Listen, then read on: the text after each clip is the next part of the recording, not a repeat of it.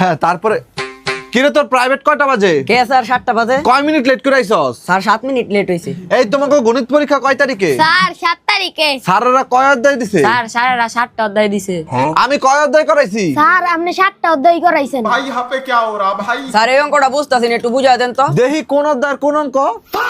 এই অঙ্ক করতাম না, যা 7 নাম্বার বাদে সব অঙ্ক কইরা আনবি বাইতে। স্যার এই 7 এই কয়দিন আগে না তোর ক্লাস টেস্ট পরীক্ষা হইছে, তুই কত পাইছস? ও স্যার কোন পরীক্ষা হইছে? 7 দিন আগে 7 তারিখে 7টা 7 মিনিট 7 ন্যানো সেকেন্ডে যে পরীক্ষাটা দিলাম ওইটা। क्या बोलूं मैं इस पे? ওইটাতে তো আমি 7 পাইছি। মাত্র 7 পাইছস?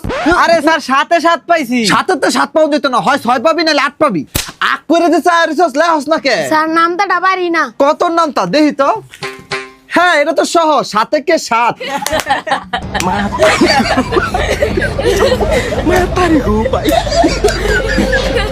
তাড়াতাড়ি লেখ, টাইম নাই। স্যার 7 মিনিট বেশি হয়ে গেছে, ছুটি দিয়ে দেন। তাহলে তুই স্যার 7 তারিখে তো পরীক্ষা শেষ, পার্টি করবেন না? হ্যাঁ পার্টি করমু, কিন্তু 7 তারিখে না 8 তারিখে। এই 7 আপ কেডা করে? এই তুই 7 আপ কইছস, তুই 7 আপ কস কে? আরে স্যার পার্টি করার পরে কিছু খাওন লাগবো না, এর লেগে 7 আপ কইছি। 7 আপ। 7 আপ। 7 আপ।